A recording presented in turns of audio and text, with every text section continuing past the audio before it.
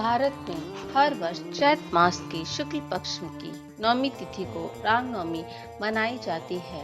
रामनवमी को भगवान राम जी के जन्मदिन के रूप में भी मनाया जाता है। इसलिए इस पर्व को सभी हिंदू बहुत ही श्रद्धा और आस्था के साथ मनाते हैं। इस तिथि को जगत जननी आदि शक्ति माँ दुर्गा की नवी शक्ति माँ सिद्धिदात्री की भी पूजा होती है। रामनवमी को राम नवरात्रि का अंतिम दिन माना जाता है। धार्मिक शास्त्रों के अनुसार त्रेता युग के दौरान पृथ्वी पर लंका के राजा रावण का अत्याचार बहुत बढ़ गया था, किंतु जब जब धर्म की हानि होती है तो उसकी पुनर्स्थापना के लिए श्री नारायण किसी न किसी रूप में जन्म अवश्य लेते हैं। राक्षस रावण को अमृत का वरदान प्राप्त था कि वह किसी देवता, गंधर्व, यक्ष और दानवों से मारा नहीं जाएगा। रावण ने मनुष्यों और वानरों का उल्लेख नहीं किया और वही उसकी अंत का कारण बने।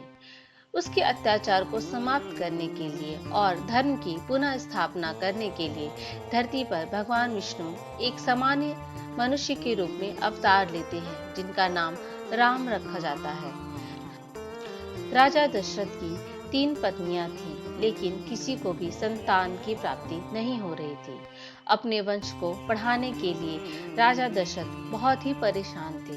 तब पुत्र प्राप्ति के लिए वे ऋषि वशिष्ठ के पास जाते हैं, जो उन्हें पुत्र कामेष्टिक यज्ञ कराने की सलाह देते हैं। राजा दशरथ महर्षि श्रंग से यज्ञ करवाते हैं और यज्ञ में भोग के रूप में बनी खीर को तीनों रानियों को खाने के लिए देते हैं।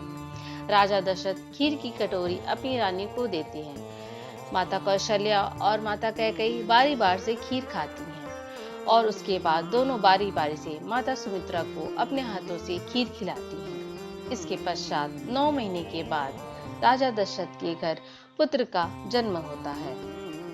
कौशल्या भगवान राम को जन्म देती हैं, जो भगवान विष्णु के 7वें अवतार थे। कैकेयी भरत को और सुमित्रा जुड़वा बच्चे शत्रुघ्न और लक्ष्मण को जन्म देती हैं। इस तरह भगवान श्री राम का जन्म धरती पर दुष्ट रावण का संहार करने के लिए होता है।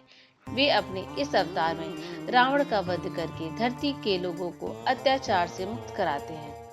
केवल रावण ही नहीं, बल्कि प्रभु श्री राम जी ने बहुत से असुरों का संहार किया, जिसमें ताड़का, खड़, दूषण, त्रिशिका, किष्किंधा के राजा बलि का वध शामिल है और साथ ही श्राप से ग्रसित विभिन्न भक्तों एवं ऋषि महर्षि का उद्धार भी किया, जिनमें अहिल्या और शबरी भी हैं।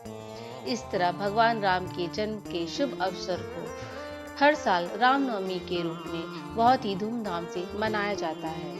भगवान राम ने लंका पर विजय प्राप्ति करने के लिए माँ दुर्गा की उपासना की थी। चैत मास की नवरात्रि के समापन के बाद ही रामनवमी का पर्व मनाया जाता है।